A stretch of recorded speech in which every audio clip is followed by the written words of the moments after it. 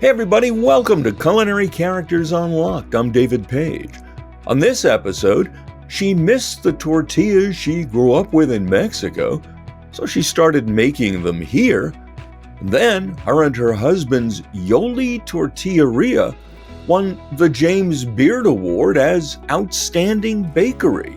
Here is Marissa Gencarelli. Marissa, how are you? Thanks for doing this. Good. Thank you for having me. Let me start out with a question about the James Beard Award. You won as Outstanding Bakery in America. Now, when people think of a bakery winning awards, they think of French pastries, Italian pastries, cakes, pies. You won for tortillas. How did that happen? I don't know how that happened. I do not know who was my, fairy angel, whatever you want to call it, person that decided to nominate us. And then I just went off from there. I think it's quite an honor to just even be able to say that we are the first tortilleria. I do think as the tortillas as, the original America's bread before it got colonized. And it's fantastic. It's a fantastic statement about just in general food of America, in America today.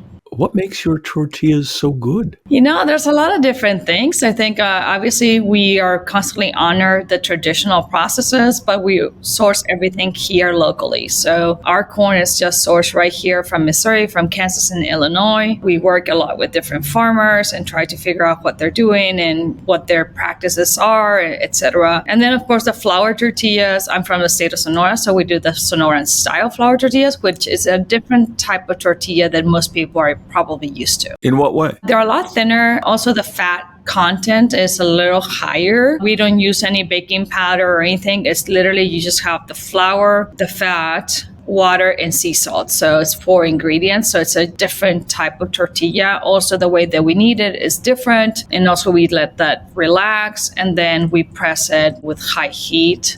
And so just what you end up having is a very thin tortilla that is almost translucent, that you can put your hand and you can actually see it, but it's still like flexible. And when you pull it apart, it almost breaks like a croissant. Now, that's the tortilla you grew up with, right? I grew up with both. I was lucky enough that I had a Nixtamal Tortilleria like a couple blocks from where I lived. So I grew up really with both of them. But in Sonora, yes, flour tortillas more predominantly. You usually eat corn tortilla when you're having certain type of tacos. So if you have fish tacos in Sonora, you will probably have them with corn, not with flour like in Baja. And so it's just depending on how and what you're eating. Well, many Americans will tell you flour tortillas are not authentic. Only corn is authentic. Could you please disabuse them of that knowledge? Yeah, I would love to set the record on it. I think it's, well, for one, authenticity, what's authentic, right? So it's what's authentic to you. But in Sonora, in the northern part of Mexico, flour tortillas have been there since the Spaniards. So it's hundreds of years now. They brought the wheat, specifically in Sonora, grew really, really well. And what ended up happening, we do not know what the story is, but we kind of have an idea that probably the Spaniards were wanting to do some sort of like flatbread from their Arab travels. And that's probably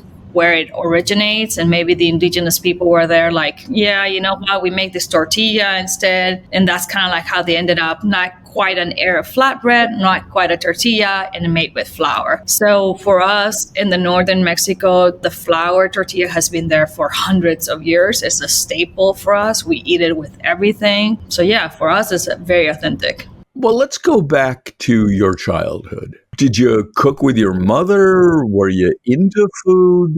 How'd you grow up? Both of my parents worked a lot. My dad was a lawyer, my mom was a teacher, but I did cook with my mom, but mostly my dad was the cook at home. He was like, before foodies were a thing, I guess, he just loved to eat. He was a chubby lawyer and he just loved to explore the food around Mexico. So I always tell the story, as far as I can remember, I was probably 4 years old all the way until I was 12 years old. My parents, and every summer, once the court system was closed and the schools were closed, they would put us in a Nissan Datsun. And we would travel all the way from northern Mexico and Sonora all the way to Merida, making all these different food pit stops. And that really is what educated me on food and diversity within Mexico. So my dad was really into the food side and my mom was really into the history side.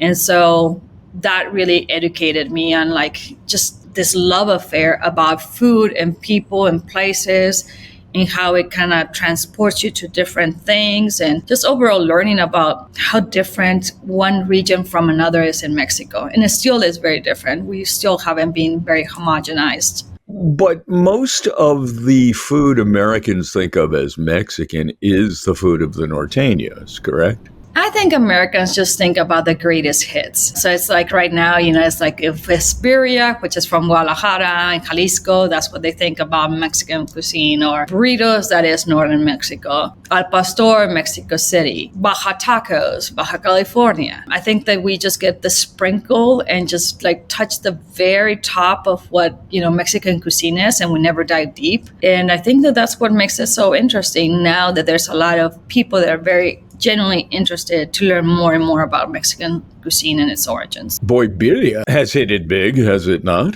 Yes. So you grew up in Mexico. When did you move to the States? Oh, gosh. I was turning 21. So my mom got sick when I was 15. She had MS, and it was really, really bad. So I started college at age 17 in Puebla, Mexico, dropped out, took care of her until she passed. And so then she left me a house in Tucson, Arizona, because my mom's family is actually American. I went there for college, and within the first year, my dad passed in a car accident. So sorry. And so so it's all these things. Then after that, I do have two older brothers, but there was nothing much tying me back to Mexico. And so I just decided to make my life out here, and just kind of like it's a rebirth and relearning how to live and how to cope and everything. And it's just been one thing after another one. I just stayed here. Where'd you meet your husband? In Italy. Well, hold on, time out, back up. What? Yes, it's kind of crazy. So it was the semester after I had lost my dad. And so I was very, I was a straight A student, full scholarship. And I thought I was going to drop out, after all that happening. And, I didn't know what I was going to do with my life. And I had a French counselor.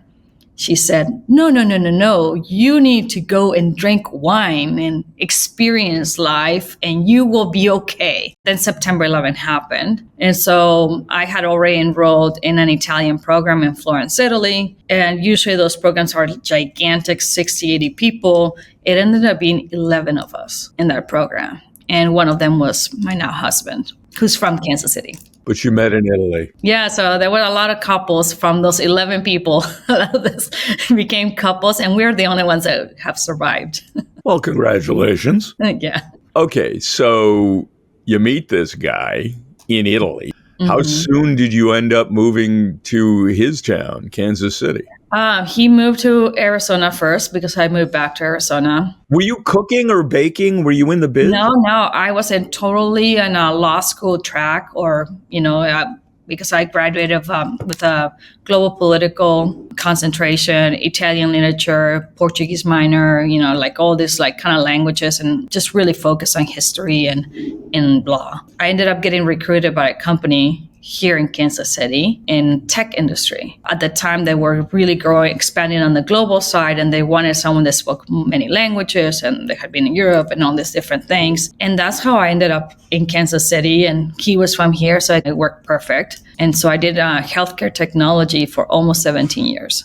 And one day you looked up and said, to hell with technology, I want to make tortillas? It's more relating that I became a mom. All of a sudden, all these feelings that you had about, my history of my family, my parents passing and everything, you kind of have back that desire of connecting back and showing my kids of what it was like to eat, what I grew up eating, and things of that sort. And so I would take my kids home being Ciudad Obregón, Sonora.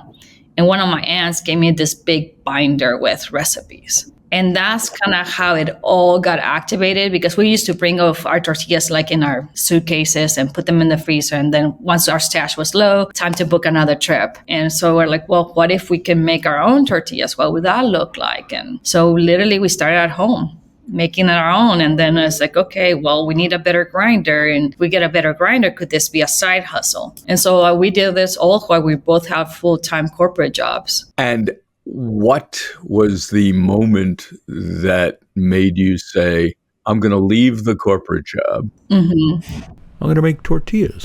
I didn't know there was a combination of things. For one, the company that I had loved and adored and worked for so many years was being sold. And the founder had passed away. And so all the people that I had been working very closely had left. And that really kind of made me pivot on, one, we had grown in the city, had several clients. I could finally afford health insurance. And then that was really like, okay, let's do it. And if I fail, then I find another job.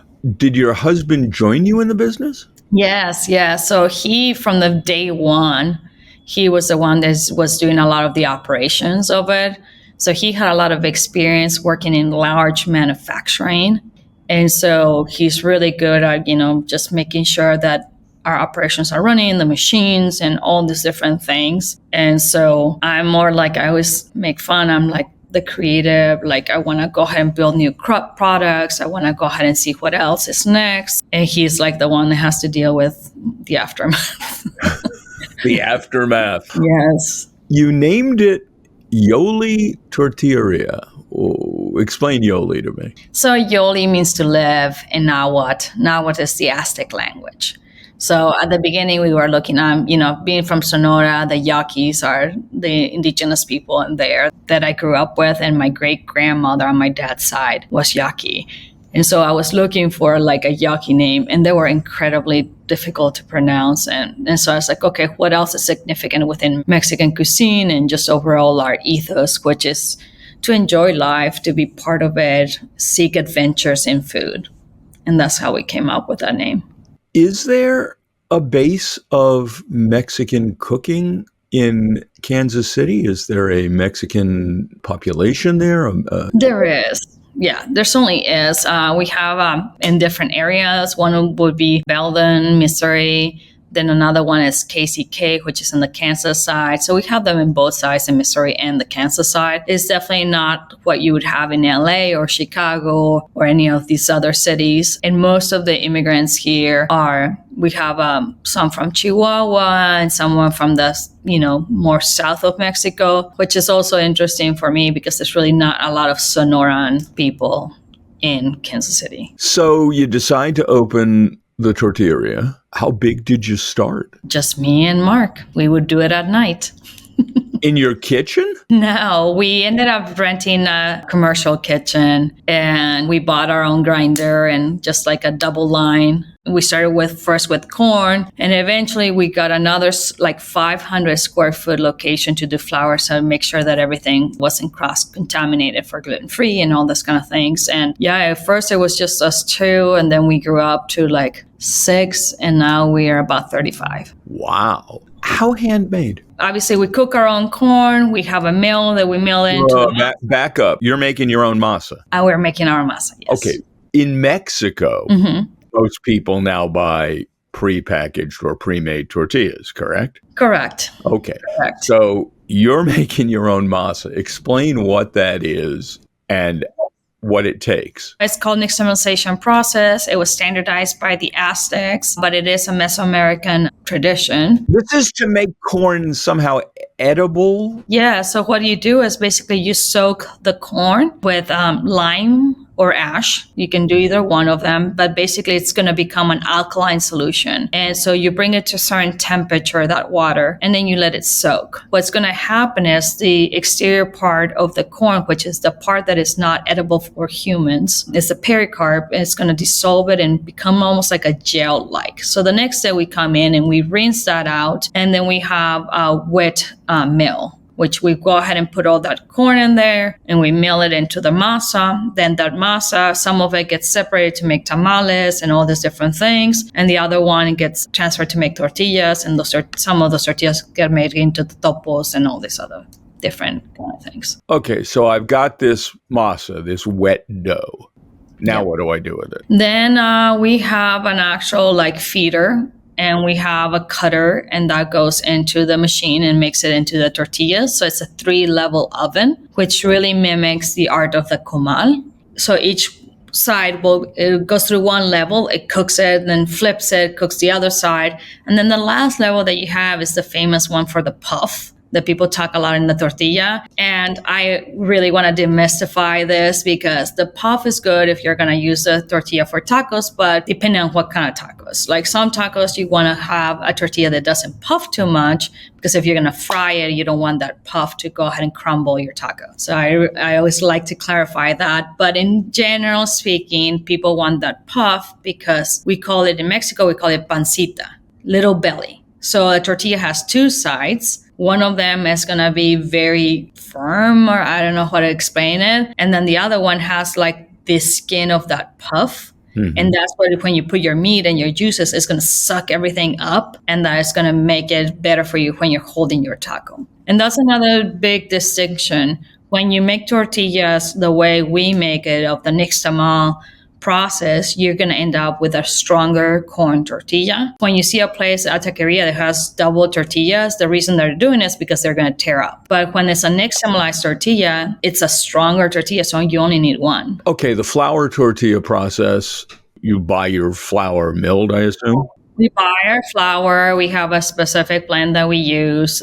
We blend different varieties. And then you go ahead and mix it. We first get the fat. We use pork leaf fat from Paradise Lacamis right here in Missouri. They're awesome people that we work with. We also have a vegan option, which is made with avocado oil. But basically, you take that fat and you have like really hot water that you're going to go ahead and blend it with until it gets all like nice and soft and rendered. Then you start adding your flour and you're mixing it all in. And then after that, you do your dough balls and you let it rest. And then after that, you go ahead and start pressing into tortillas.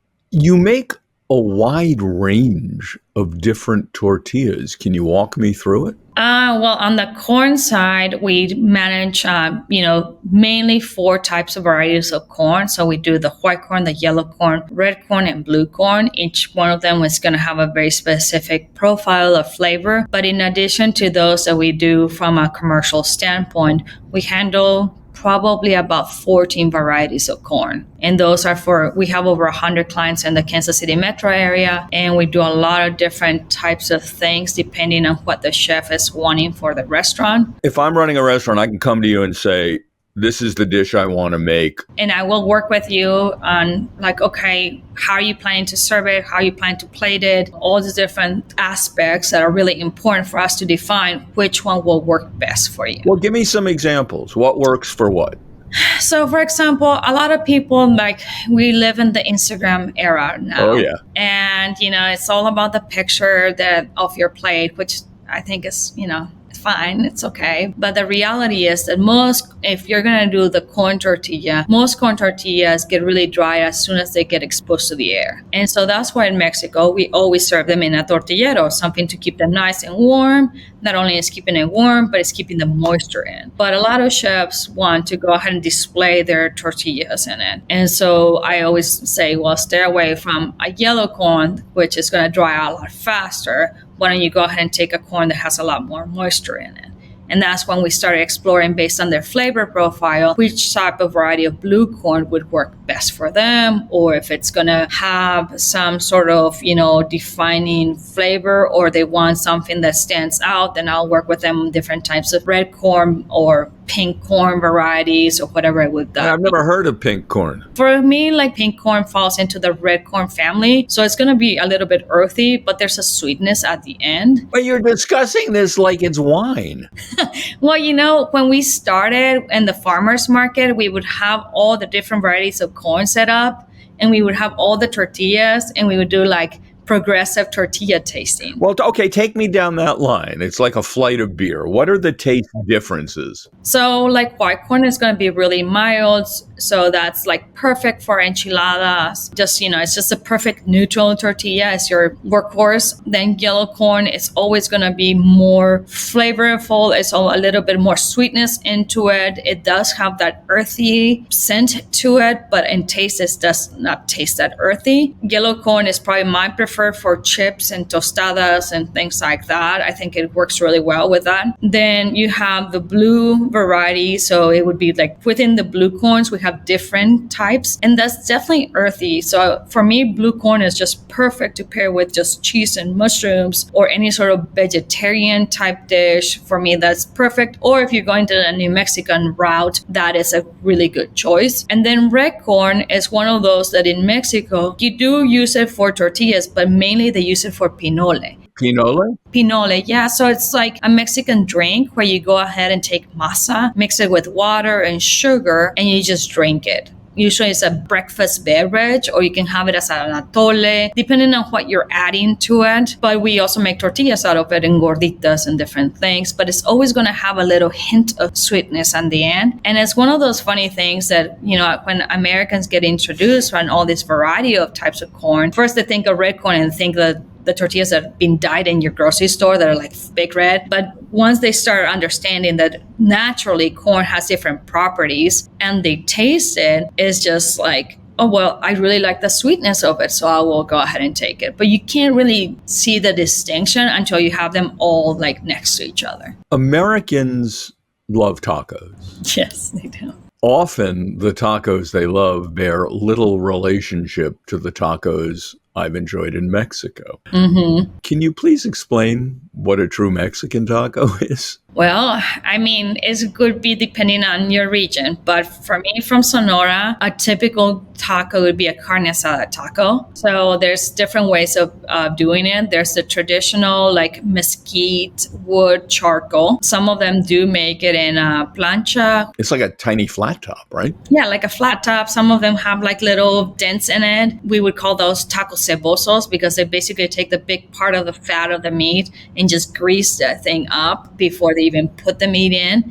And then they go ahead and have the meat there, and then they chop it and then back into the grease, and then they serve it to you in your taco. Most traditionally, it would be a chiltepín sauce. And I don't know if you're familiar with chiltepín. Chiltepín is a tiny little pepper native from Sonora, primarily grows wild. It's very hard to harvest. Obviously in the Sonoran desert, it's very hot when it's ready. You can pick it green, which is the easy way to go ahead and pick it. But if you really want the best salsa, you want to go ahead and have the little tiny ball of the chile to dry in the sun, bursting in red color.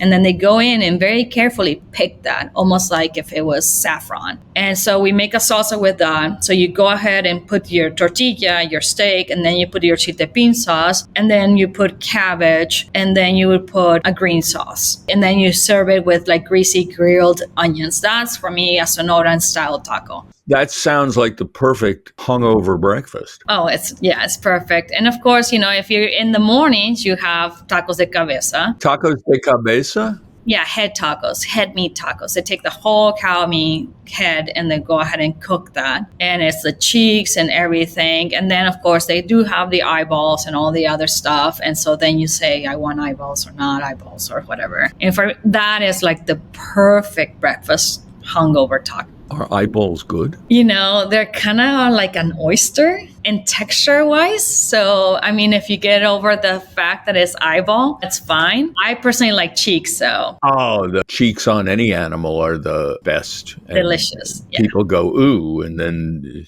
sorry, you're wrong. You make more, I don't want to say just tortillas, because you seem to be amazing at that, and it's not simple. But you also make other things now. Yes. How did that happen? It was more of an expression of sharing with people like different things to do with the tortillas, and not just, what Americans are used to. And so that's kind of how it started. I did like one recipe per week that I would publish, and which was crazy because I still had my full-time job. So I started doing that. And then when we opened our retail, that's when like the cooking kind of increased. And so we do a lot of grab and go type items. And of course I make tamales, and we do the whole spectrum of tamales. I think it's over 300 types of tamales that have been documented, but there's probably even more. Okay, let's back up for anyone who doesn't completely understand it. What's a tamale? So tamal is you take masa from the corn, like the corn masa, and you'll mix it with some sort of fat. Generally lard. Generally lard. Yeah, some people, yeah. I know no one likes to say lard, but it's no worse for you than butter. So what the Oh, hell? of course. But, like you can make a sweet tamal and that would be with butter. Or you can, different things. So you mix it with fat, with lard, and you go ahead and have either a corn husk or a plantain leaf or something that you go ahead and wrap it. In fact, tamal means wrapped. So it's something that is wrapped in something. And what you're really doing is creating a steam chamber. And so you're putting it, whether it's with water and steaming it, or some people do it underground. It's just depending on the type of tamal you're doing and where you are. It is one of those very indigenous foods, really native from Mexico. And depending on your region, the filling may vary. So me being from Sonora, we do pork and beef, and we also do the sweet corn.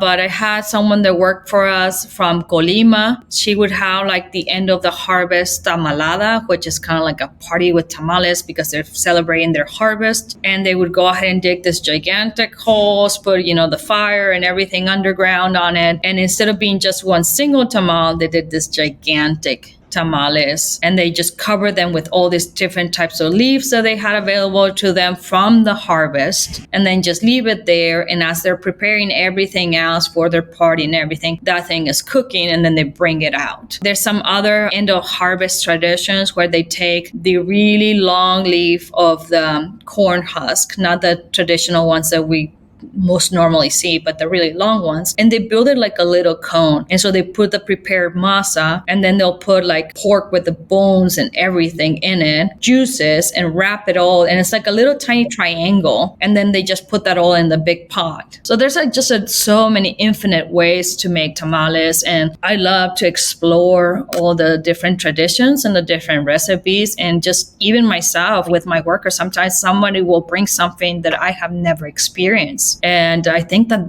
that's what makes it so fun. Tamales are kind of, I think, tell me if I'm wrong, so much great food comes out of poverty and necessity. Mm-hmm. And there was a lot of corn, so the majority of this dish was available and inexpensive. And then the amount of protein that you mixed into it could be a little or a lot, frequently little, since that's all you could afford. Yep. And it's amazing.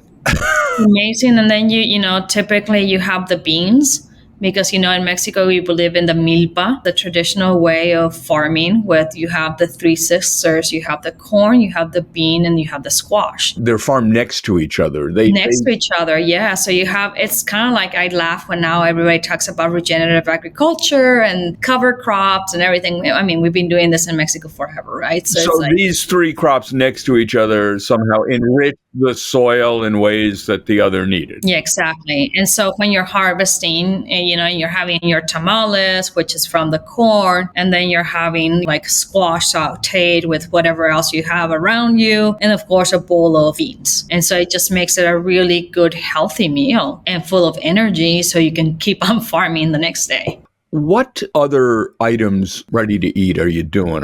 You've got burritos, I guess? Yeah, we do burritos. We do like more of the percheron style, which is from Hermosillo, from the capital of Sonora. Which means? That means that it's gigantic. I mean, it's like very heavy. But I thought the gigantic, I may be wrong here. I thought the gigantic burrito was invented in San Francisco. Apparently I'm wrong. No, I mean, in Sonora, and at least in Hermosillo, they've always done it's called percheron, and that's a really big burrito. I mean, I can't finish one, but many people do. And then we do other more traditional burritos that are smaller. I don't quite do machaca yet. I'm trying to figure out how to best do that. Machaca is something very traditional in Sonora. It's almost like beef jerky that has been rehydrated. And so they hang the pieces of the meat on top of the rooftops. Obviously, it's all netted, and they dry it with a lot of salt, and then they go ahead and shred it really fine, very similar to Asian cuisine when they do pork floss. But ours doesn't have any sweet on it. And then you rehydrate it by sauteing tomatoes and peppers and onions, and you add this beef, and then that is the real traditional burrito in Sonora. You have a smear of frijoles puercos, which is beans beans that get like mashed and fried with lard and chorizo. And I'm getting so hungry listening. I know, it's so good, isn't it? Sorry. And I'm going to mispronounce this, what's tlacoyos? Tlacoyos, those are like little masa shapes. They're almost like an American football. And they are filled with beans, sometimes a little bit of cheese, and then they're cooked in a comal. And then you use that as a vessel. You put other things on top of it. So we make a lot of those. We make them all kinds of different ways with different types of corn varieties. Right now, we're doing a lot of them. Vegan people really love it. So we've been making a lot of them with beans and filled with hibiscus that has been sauteed. You saute hibiscus? Yeah, because, hibiscus, we use it a lot in Mexico to make Jamaica drink, the hibiscus tea that we like to drink in Mexico. So I kept on having all these leftover hibiscus soaked blossoms. And it's like, well, and I knew that some people had, they eat it. And it's like, okay, so then I started figuring out different recipes. So we created our own fun recipe. And so now we're filling our tlacoyos with hibiscus. And then we get some fresh hibiscus and we top the tlacoyo with fresh hibiscus. Where do you get these products? Like, do I go to Cisco for hibiscus? Where are you shopping? I mean, I shop all over the place, but I do have some urban farmers. One of his name is Josh, and he really helps me out. He does all this special planting for us. And right now he's actually growing hoja santa. And what? It's a very specific flavor within Mexican cuisine. It's just this gigantic leaf. And we use it a lot for wrapping things in the tamales. Like one of the tamales that we do, we wrap them in hoja santa. We also chop it and make different sauces with it. We use it for our moles. So I have a just series of different urban farmers that are really willing to go ahead and try new things for us. And that's really fun. You're as into the farm to table movement as anyone, I guess. Yeah. In your mind, I'm assuming that's just the traditional way it was always done? Yeah. I mean, for me, it's all about sourcing what's around you and then seeing what you can make out of it. So the way that we do our tortillas and our masa is super traditional, but then it's like, well, I'm in Kansas City, like lily flowers are everywhere right now. They're blooming. So for me, that's, I could use that like if it was a zucchini blossom. And so like, okay, well, let's make a Mexican zucchini blossom soup, but with lily pods because they're here and might as well do that. So that's kind of like how we see things. We're also really into like, how do we preserve things? So we're fermenting different things and just experimenting and having fun with it. What are you fermenting? So we've been fermenting masa a lot. And so we make like miso type things with our masa. We also make it with different black beans. We also do like tepache beverage, and then we ferment it into vinegar because we also fermented corn to make beer. And then we made that into a mother, and then that mother went in, and now we're making vinegars with it. We do all kinds of weird stuff.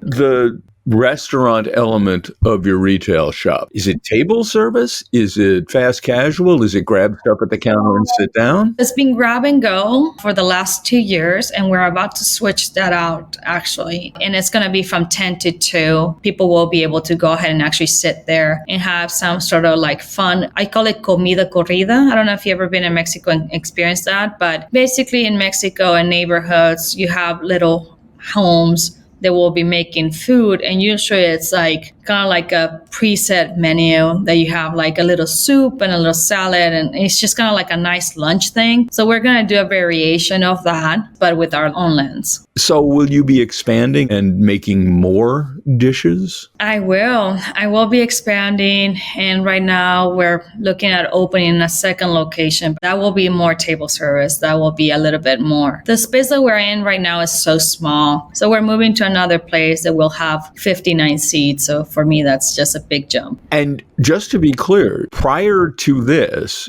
you didn't have any professional restaurant experience? No, I was working with hospitals. And they're not known for their food? No. What do you think about what's happening with Mexican food in America today? I think it's a positive change. I think that there's a lot of very curious chefs that are really going back to the roots. I think that there's all kinds of different extreme people that, want to import everything from Mexico. And then there's the people like myself that are like, go ahead and take the spirit of what that was meant to be, but let's go ahead and source around us. So there's all kinds of different, and I don't judge. Everybody has their own path. I mean, I have nothing but respect for everybody that is taking their own interpretation and just doing their thing. And I think that Mexican cuisine in the United States is just something that is just part of our fabric now. It's nothing like, oh, it's just, let's go to Taco Bell. No, it's just part of who we are in the United States. And I love that. I think that's great. Can I get your products online? Where do I go? Eatyoli.com. Eatyoli.com. Marissa, it's been a delight to meet you and chat with you. Thank you so much for talking with me. Oh, it's been nothing but a blast to talk to you. It's so nice to meet you. Same here. Come and visit us. Next time I'm in Kansas City, I'm coming in. Marissa Gencarelli on Culinary Characters Unlocked. I'm David Page, and I'll see you next time.